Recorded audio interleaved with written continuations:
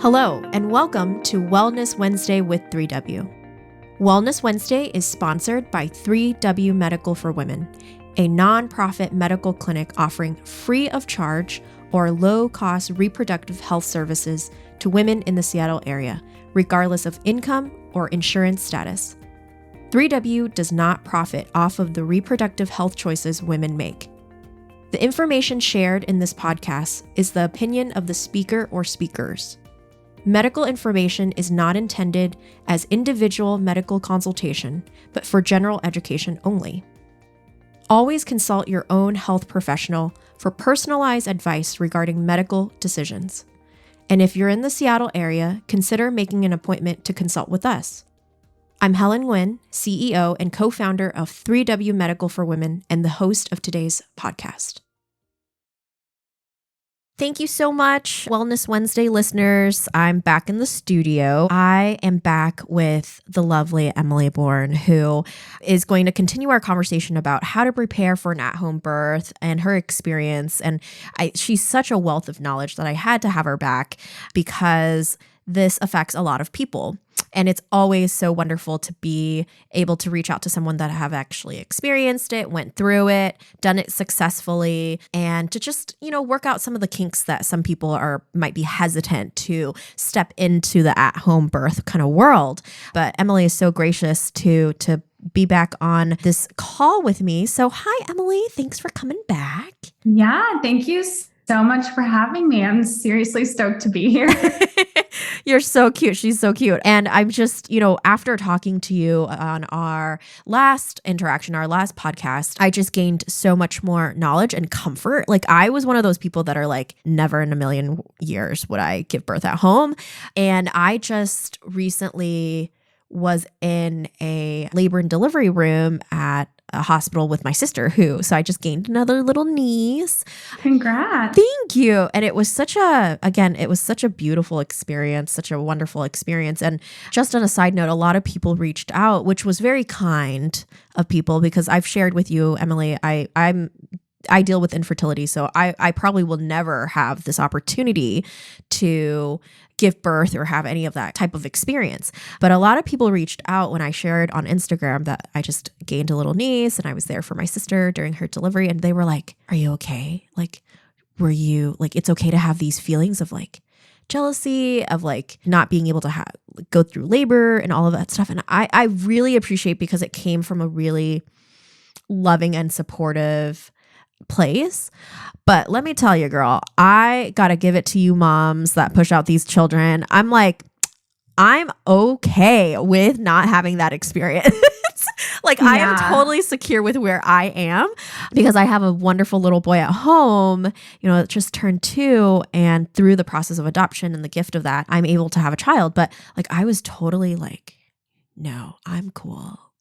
Like, and I gotta give it to you guys, like she came out and she's like 6 pounds and this little thing, this little kitty. Oh, and it was so amazing. I'm just like, how did that fit inside of you? Like that's... Yeah, doing the math, like I laid my baby on my belly right after he was born. Yeah. And I said, I'm never doing that again. Where did you even go? Yeah, like how do they get like squished up in there? And I guess that's why they have to come out because there's just no more room. But then I'm like, how do you, like, there's these kids that are coming out like 9-10 pounds. And I'm like, holy cats. Like, whoa, crazy. Yeah. There's some big babies out there. It really it shows the uniqueness of everyone's body and how, your baby is created in utero to be able to be birthed by you. Yeah. So it's amazing. It made me think of you and how you did it like at home. And so I wanted to just build on our last conversation. Like, how did you prepare for this at-home birth? And I know we covered a little bit about that at our last conversation, but like, let's get down to really detailed stuff. Like, did you have to get like special blankets and like where do you, is there like an at-home birth store? Like a Walmart for that? Or like, where do you go for that stuff? So I'll start by saying preparing for home birth, I put it into 2 categories. the physical and then the spiritual. There is, a very distinct difference, obviously, between the two, but they're both equally important for different reasons. I'll start with the physical preparation because there's, nitty-gritty pieces that you kind of want to prepare for, since we have the luxuries of modern day experiences. And we're not, in caves anymore. It's pretty easy to just move to a different cave if you're like, oh, this is looking a little like a crime scene. If you choose to do a home birth with a midwife, usually they will have a supply list ready for you. And it can vary from provider to provider. But if we're just generally speaking, we'll say home birth, and I'll include things that you would want for a water birth, if that's something that you're interested in. You are going to want towels. I recommend going to Goodwill and just clearing out their towel section. You're going to get things that you are okay with throwing away, so you do not have to deal with getting like blood and poop and weird stains out of fabric 24 to 48 hours postpartum. So Goodwill, that's where my midwife sent me. She's like, just grab some towels at Goodwill. They're used for, a variety of things, drying you off if you're getting in and out of the tub, helping you kind of pat down the baby after they arrive. I mean, you can use your imagination for what a towel would be beneficial for. I had probably 5 big towels, a few washcloths, and some like smaller hand towels, mostly just because I went a little crazy at Goodwill. And I was like, oh, these are only $1.50. Yeah. And then washcloths, I would put those in like a separate category. I went to Walmart and got a pack of like 10 black washcloths. And again, you can use them for a lot of different things. But one thing that is very nice in labor is if you are pushing, or when you get to the pushing stage, you can prepare them by like rolling them up and putting them in a crock pot with some warm water to have a warm compress for your perineum during that pushing to help hopefully keep it intact. Some midwives and doulas just offer their hand, but it can kind of help ease the skin open as it starts to stretch as baby's head crowns. And some women really prefer just like a warm compress. So washcloths are great for that. And that is a great additional tool that your midwife may or may not recommend to you. Additionally, shower tarps, or like shower liners, the plastic ones that go into the shower. They're nice because they're waterproof. You can put them on your bed. You can put them on the floor. It makes cleanup really easy because everything stays there. Nothing seeps into your carpet or into your bed sheets. And you can just, buy them for $3 or $4 and toss them out at the end. And then my midwife recommended, and I would recommend to everyone, to have both an extra set of sheets ready to go and a pair of sheets that you don't care about. And we had a pair of sheets that we didn't care about set aside and ready to go so that we could have our bed made, lay down the shower tarp, and then put sheets back over that so my butt wasn't hitting like a cold plastic shower tarp. Right. And that's really helpful so that you have, a comfortable place in your house. And it's still familiar to you. Like if they're your sheets, it was like an old pair that we used years ago. And then I think we kept them, and we now have stuff that we kept from our birth kind of tucked away for our next birth so that it's just available and ready to go, but we're not using them on our bed anymore. And that, again, that'll make cleanup really easy because you can take those first sheets off, wash them, throw them out if you need to, take the shower tarp off, and then you have a fresh bed still underneath so you can get right in it after you're cleaned up.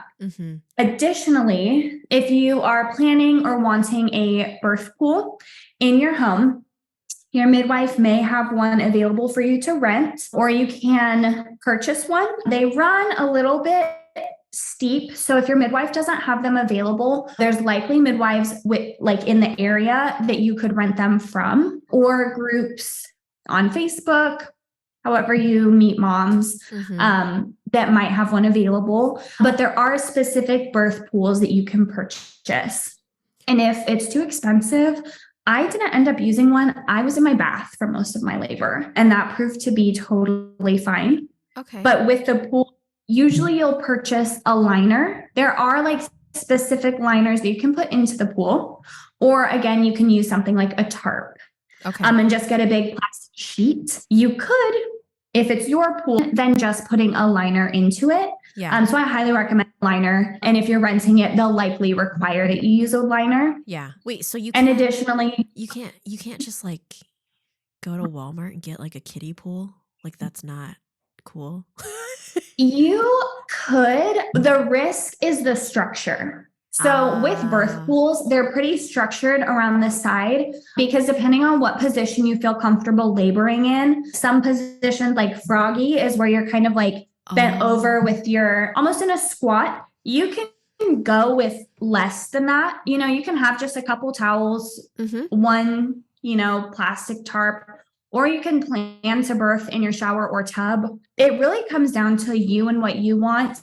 And then additionally, if your midwife has any recommendations, suggestions, or potentially requirements for what you need at home. Okay. Well, thank you for going over the physical part of an at-home birth and like the materials and supplies you need. And you mentioned mentally and spiritually. How does that play into it?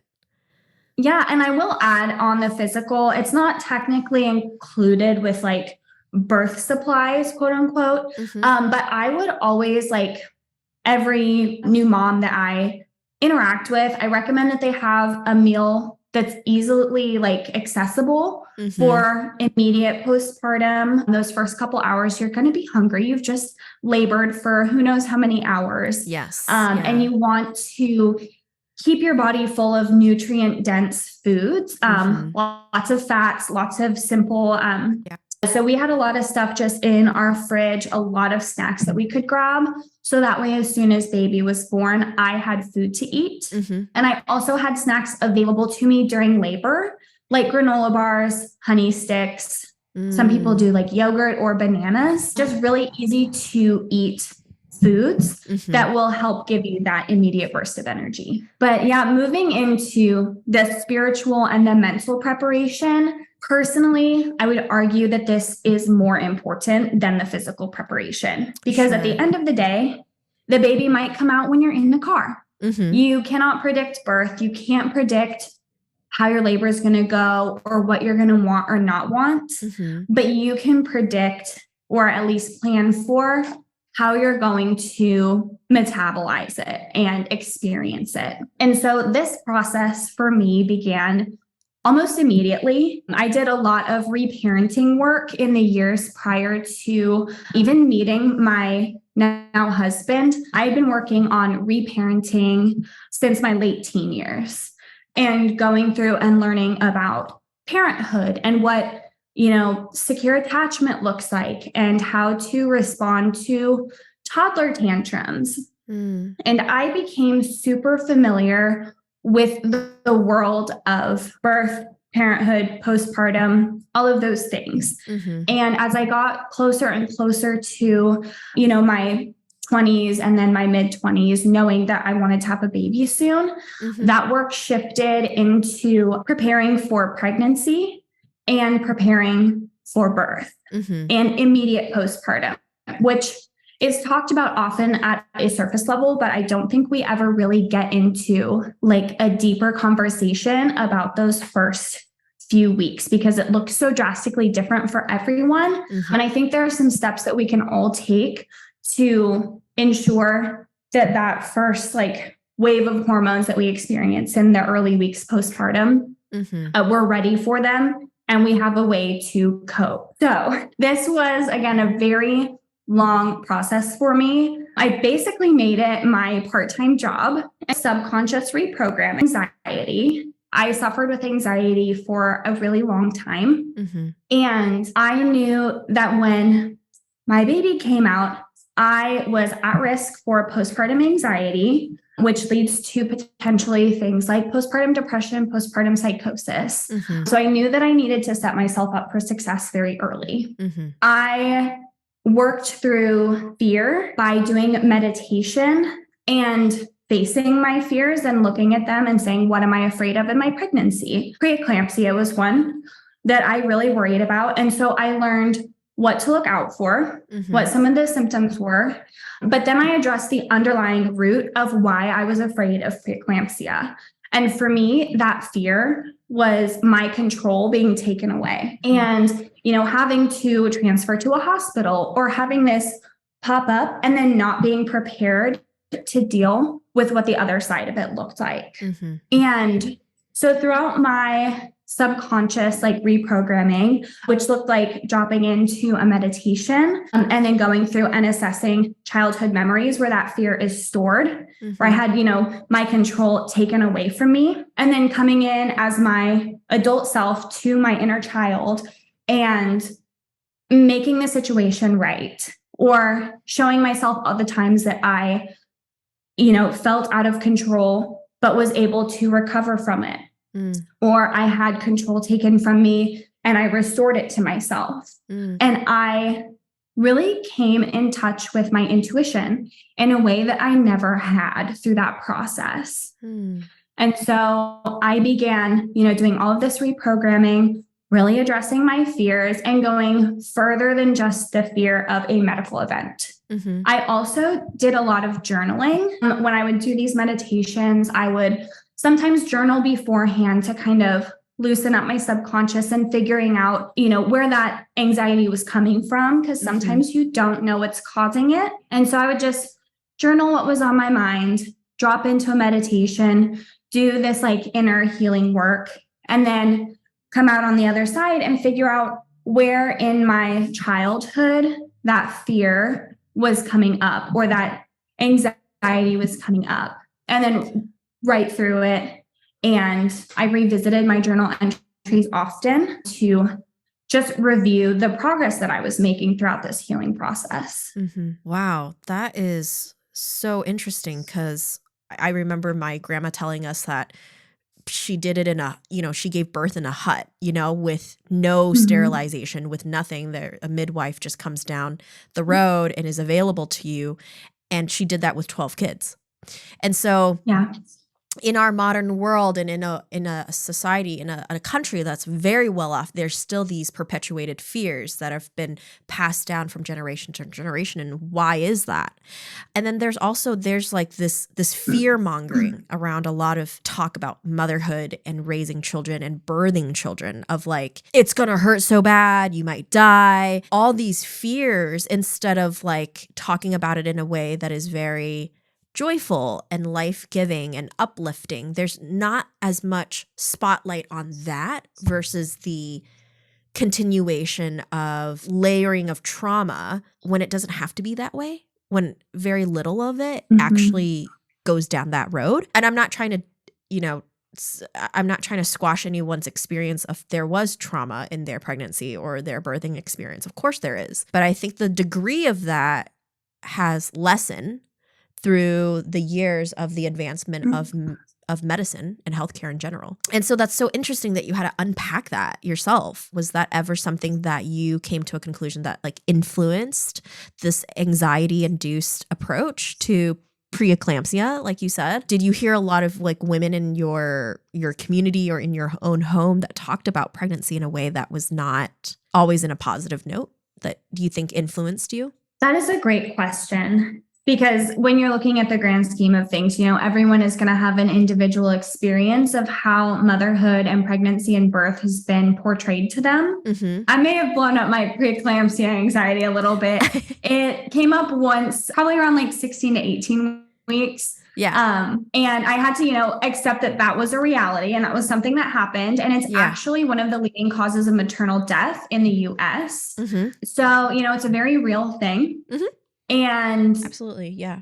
Yeah, I had to definitely assess that. But growing up, my mother was a labor and delivery nurse. And so I heard the horror stories, but my mom thankfully had 4 uneventful, successful vaginal deliveries in a hospital. Mm-hmm. That we talk about birth has definitely, I think it impacts all of us, and it impacted the conversations that I was having and the way that people looked at me and the way they viewed my birth plan, my motherhood, whether I was really qualified for this, because don't you know the risks? And everybody's so quick to talk about the risks, but they don't actually understand a lot of the trauma and a lot of the intense interventions like cesareans, those come after multiple additional interventions that aren't that bad, or they're not very invasive.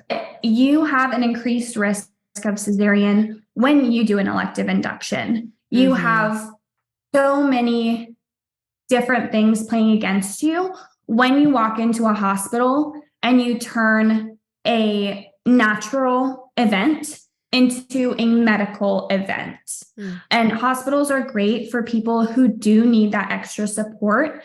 But as a whole, as a society, we have turned birth majorly into a medical event. It's just all of us a disservice, because now we're running out of women who know what physiological birth is and how to go through it and how to experience it and how to surrender to it. And that disconnects us from our bodies. That disconnects us from our feminine energy, if you want to get really woo-woo.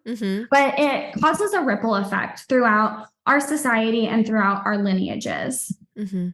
So how did you come to this realization that giving birth is a superpower that you had?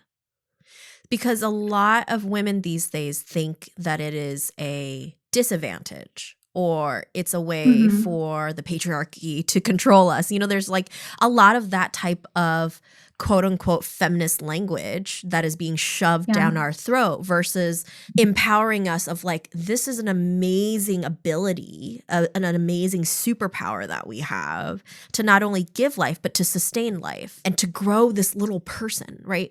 We're the only animals on the planet that could create a human being. And yet we constantly are either trying to avoid it, delay it, put fear into it, all sorts of this negative energy. This men can't do it. I'm sorry. Every time I get a cramp, during my period or something, and my husband's like, "Are you okay? Wow, it feels like something I experienced." No, don't even go there. You can't do it. Trust me. It's this, and being a young person, why were you, I feel like you were shielded from that, and you were able to make it past that. That's amazing. Thank you. Yeah. So first off, because this can be a really touchy subject for people, I do want to just acknowledge trans men and women, and that trans men do have the ability in some cases to get pregnant. Non-binary people can get pregnant. So in using men and women as my statements, I do just want to throw that out there, that I do see you and I do include you guys in this conversation. But when we're talking about things like patriarchy, that power that patriarchy has seeks to control the things that they can't understand, and they seek power over things that they can't control. So when you see women literally gifted with the ability to create and sustain life, that is your next generation of workers. That's your next generation of people who are going to be in their 9-to-5 role, fight the army or fight the battles, whatever generation you're talking about. And that is part of the reason that birth was turned into a medical event. It was in an attempt to control and harness the power of nature, which is inherently a very feminine, very flowy, uncontrollable thing. And we see this everywhere. I mean, everywhere that there is that feminine energy, that birth and death and rebirth, there is someone trying to control it. The way we interact with nature, the way we interact, our agriculture system, we use and abuse the power that is being able to create and sustain life. And, it's no different with humans. We introduced hospital birth, and initially it was dangerous because doctors were going from the morgue to their birthing patients and putting their gross hands inside a woman, and there was disease rampant. Right. Where in equal settings with midwives, that disease wasn't present. So there has always been issues with birth as a medicalized event, but it's an on-purpose thing and reason that we have so much fear surrounding birth. Because you're right, women are the only ones who can birth and create life. Mm-hmm. So if we fully step into that power and we fully acknowledge that as our birthright, as something that only we are able to do, if we are empowered by that, we can look at the patriarchy and we can squash it. We can say, I don't want to play that game. I'm going to feel confident in my body. I'm going to trust the process of birth. I'm going to live empowered. And when you have a huge group of women living empowered in their bodies, there's less control for the patriarchy. There's less control of us in the medical system through birth. And when you look at things like golden hour, breastfeeding, the US has some of the lowest breastfeeding rates of other developed countries.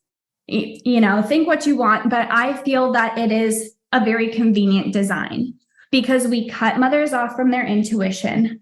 We encourage the individual in a baby instead of honoring the mother-baby dyad. And we create these insecure attachments between mothers and their children. And when we start that from birth and we advertise it and we put it in movies and we make birth painful and scary, and then we put the baby in the nursery away from mother in every movie and every TV show, when you're told by your doctor who you trust that that's normal, of course you're going to believe that because you believe that these people have your best interests in mind. And oftentimes, I truly believe that doctors have your best interests in mind most of the time, but they were taught in a system that doesn't. And that's where it gets tricky. No, for the most part, no individual is out to get you, but we have this system, this structure created that is working against you. So for me, I just knew. I just had that feeling in my gut. I can't trace it back to one moment in time or one realization. I just knew as soon as I heard about home birth, I said, that's the way I'm going to do it. As I have gone through it and gone through pregnancy and am now living in motherhood, I see that it was, you know, by design for me to feel so convicted to birth at home, because now I'm in this really privileged position of being able to educate and discuss this with mothers and women and with feminist women. I mean, I consider myself a feminist woman. And sometimes in those spaces, your traditional home birth mom doesn't resonate with feminism and vice versa. It becomes this divide. When you really get into it, we are looking to empower women, to give them their voice back, to get them out from underneath the boot of patriarchy. And you inherently cannot do that if you're continuing to go into a patriarchal system to do something as ancient and as purposeful as birth your baby. As soon as you step into the hospital walls, and I get preachy, but that is the moment, that's the first intervention that you walk into. And most women do it without thinking twice. Yeah, there's such a, I think we need to look at feminism as a spectrum, right? There should be space for all of us and all experiences and all walks of life. And yet we introduce division. We introduce these types of, okay, if you don't fit this mold of what a feminist looks like in this modern era, then you're not really a feminist. You're not called a feminist. You're anti-feminist. You're, incorporating, you're still under the brainwash of the patriarchy, which is so not uplifting and good for other women to do to women, because that's using this other power to then control our conversations and control how we are supposed to think and live and all of that stuff. So, I mean, you hit on a really interesting topic of like being women and being able to create life and sustain life. How do you feel about our world stripping away those titles from women? So there's this movement now to strip away, to say like people who give birth versus if you don't have, unfortunately, if you don't have that anatomy, you're not going to be able to sustain that pregnancy. You're not going to be able to bring that pregnancy into fruition. Or there's this movement to remove the word breastfeeding, to chest feeding, and again, for someone that might never experience those kind of things, it's very confusing for me. But someone that has experienced it, like you, and the overall empowerment of that. How do you feel about these terms being essentially watered down when there are people that cannot breastfeed? Yeah. I think that's a great question, because I think about this often. And my initial thought when hearing all of this go around, it was, people on news channels, news anchors making this a segment. It was a controversy. And I look at that as another place for us to divide. And if we are constantly divided on whether you want to call it chest feeding or breastfeeding or people or women, it is, in my opinion, not the point. And I have several transgender friends, and I know if I was going to go to them and talk about breastfeeding and I said breastfeeding, they're not going to correct me and say it's chest feeding. And when you talk to individuals, most often they don't stop and correct you. They don't look at you weird. When they are also empowered in their bodies and they feel comfortable and confident in what their bodies are capable of, or if they're well-adjusted, normal people, they're not going to get on you for the language that you use, as long as it is not seriously offensive. If you're talking to a trans man who gave birth and had a baby, yes, you might want to be a little bit more considerate about the language that you use. But when we're talking about this, big public outrage on whether we want to change these terms or, the argument of whether or not we should, I just see that as another place for division. And I tend to ignore it. And I focus more on the individual conversations, because that's where things are going to get done. And that's where I'm going to be able to empower women or people or whoever is pregnant to tap into their intuition. Because I think when you are comfortable and secure in yourself, you don't have to worry about things like that. And you don't have to fight and nitpick over terminology. So I use all of those things interchangeably. I often say people when I'm talking about giving birth, because I am in spaces with LGBTQ plus individuals and I want to be respectful of that. But I also work with a sector that is pretty religious. So I do use women in that setting because I don't know who I'm going to run into. We may have some people who are uncomfortable with chest feeding or people who birth. But again, I use people who birth and chest feeding and breastfeeding interchangeably. And no one has ever commented when it's one-on-one. The commentary really comes when you are on the internet a lot. And when you post something on your Instagram story, it's way easier to get angry at an infographic than your friend face to face. Well, it comes back down to these institutions that make these blanket statements for a group of people or a community of people that says, now this is offensive to everybody. And in the real world, in the real exchange, when you sit across the table from someone or having a conversation with someone that genuinely cares about you, you know their heart, you know where they're coming from, there's a true practice of tolerance there versus, of course, on a screen, on the internet, it's so much more cowardly to be able to hide behind those types of barriers and say mean, nasty things to each other. And to just add on to that briefly, the percentage of trans individuals or non-binary individuals who do go through the process of birth and parenthood is small compared to people who identify as, cis women. And so when we are talking at a structural level, I do think that there is a little bit of a setback when we erase women. And I do believe that that is the patriarchal desire for control.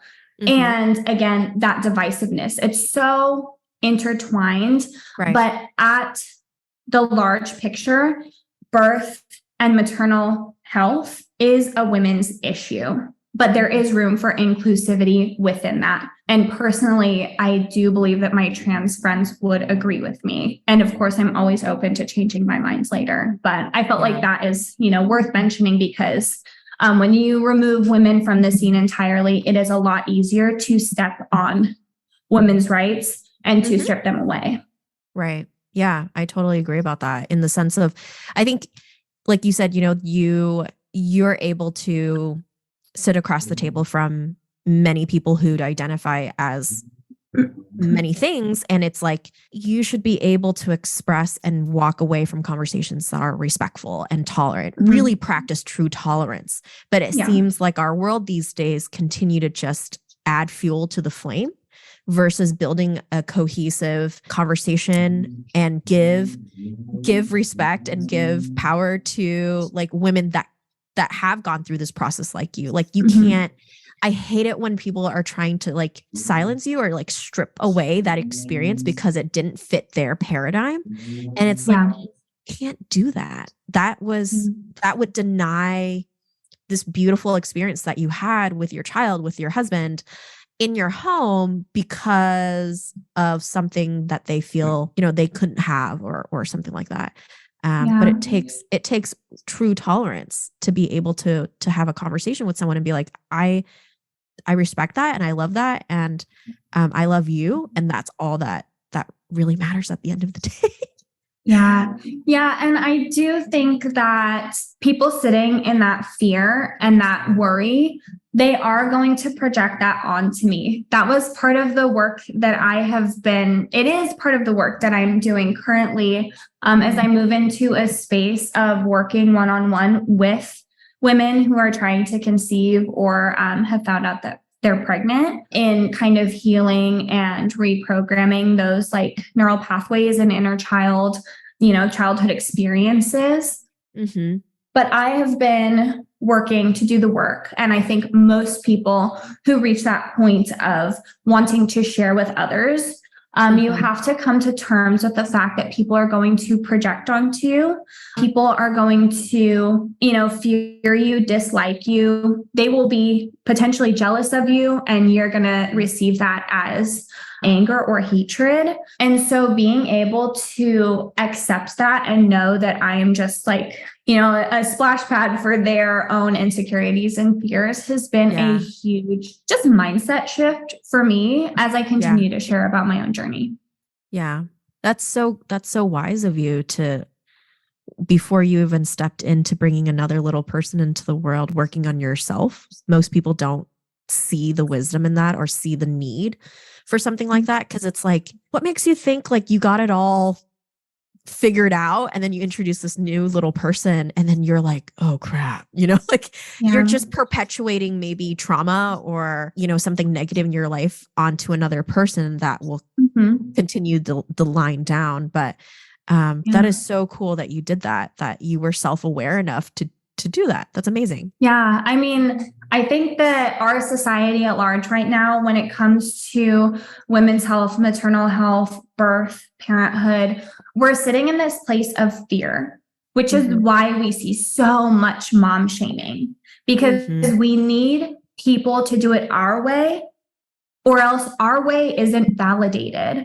And we can't find that validation within ourselves because, again, our connection to intuition has been strategically taken away from us as women historically. And when you are able to come back home and come into your body and really experience the present and experience what it feels like to have your gut tell you, yes, like you are doing the right thing, you no longer need to look to other people to like confirm, like, is this the right choice? Am I doing the right thing? Am I going with the status quo? Is this going to be accepted?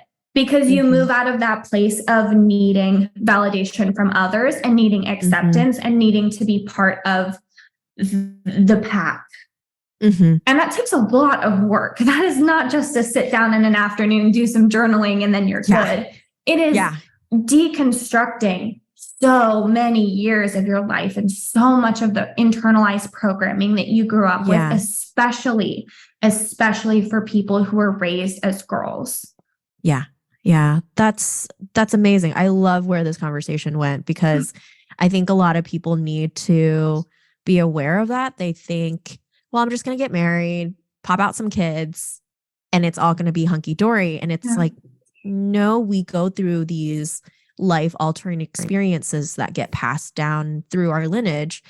And how do we prepare for this amazing milestone in a lot of our lives to create these little people that will go on to be healthy and happy? And what does that really look like for them as a parent to a child kind of situation? So I just really am so thank you for your vulnerability and thank you for your ability to share in such a authentic way, because I think a lot of people need to like, whoa, I need to do some meditative journaling to like really enter into this next phase of their lives and be encouraged to do so without shame or intolerance from anybody else, because no one else could walk through that journey but you yourself. And how much are you willing to invest in yourself?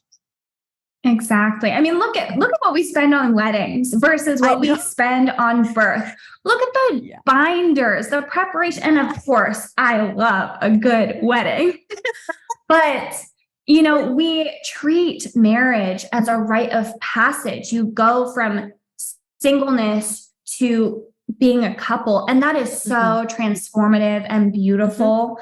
And we need to treat birth with the same amount of reverence. I'm like, get the preacher in here.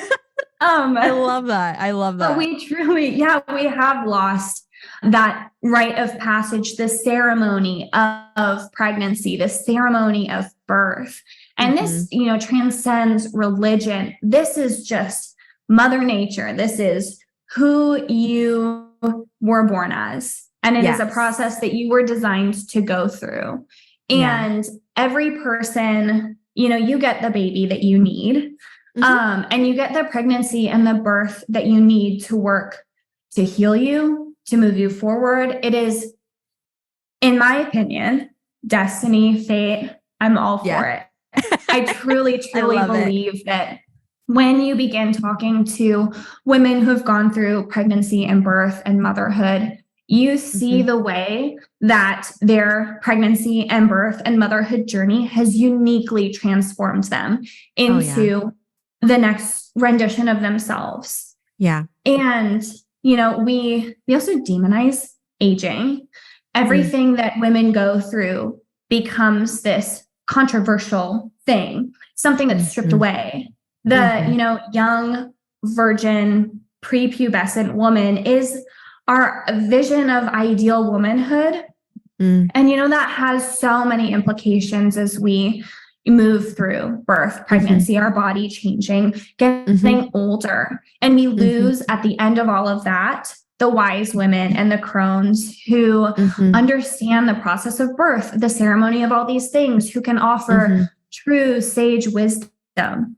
And instead we see the archetype of this like jealous, bitter, old hag who can't truly offer wisdom from a place of whatever you want to call it, transcendence, peace, knowledge, because she was told that she was not worthy anymore because she's moved through all of those things. And, what does she have left to offer society? Sage advice? We don't need that. She should try Botox. Look completely different than what she actually looks like, let's change everything about that. There's just some things that, one of my mentors always said, there are no shortcuts. Some things you just, you have to get through this mud, this stage of waiting in something kind of difficult to then make it on the other side going, wow, I made it out and I'm a different person and I'm a transformed person because of that experience. And it's good. It's probably good for me to have gone through that and not have everything handed to me or something like that. So thank you, Emily. This was such a cool conversation and how your experience has evolved into this much bigger crusade in some ways of like empowering women from all different angles and making sure that those divisions don't exist in your world. So thank you so much for your voice and your ability to advocate for women and children in such a beautiful perspective. So thank you so much for that. Of course. Yeah. I literally will take any opportunity to talk about this stuff. It is my life's purpose. It's the journey that I'm meant to be on, and it feels so aligned and so beautiful. So thank you for, having me back on to have this talk. Oh gosh, anytime. I know we'll have you back again because you're just this wealth of knowledge. And again, people need to understand that there's so many different angles to look at motherhood and birthing, and how do we partner with each other to walk alongside each other. And there's not this cookie cutter, sometimes I think of the hospital system and how industrialized labor and delivery has become. Like, you're just like, I don't know, ushered into this barn, and then everybody lines up and it's like boop, boop, boop. But it's like, it loses this innate beautifulness that we were created to do. So thank you for kind of reminding us that it doesn't have to look that way if that's not what you want. And if you have any fear about that there are plenty of people who've made it out, and it's been awesome. We've made it out for the better. Well, thank you so much for this conversation. And it's always lovely to see you and have you back on. Thank you, listeners. If you have any comments about this, we touched on a lot of fascinating topics and different perspectives that I think I would really love to hear just people's perspective on this. So please tune in, give Emily or I a shout out, because we'd love to hear from you. So thank you, Emily. Of course. Thank you. For more information about 3W, please visit our website at 3wmedical.org. That's the number 3, the letter W, medical.org. From there, you can learn more information about the services we provide, book an appointment, or make a donation if you'd like to support our mission. You can also call our office at 206-588-0311. That's 206-588-0311. If you like this episode, please share it with others and consider subscribing on your favorite podcast platform so you never miss an episode. Thank you so much for listening, and until next time, stay healthy and be well.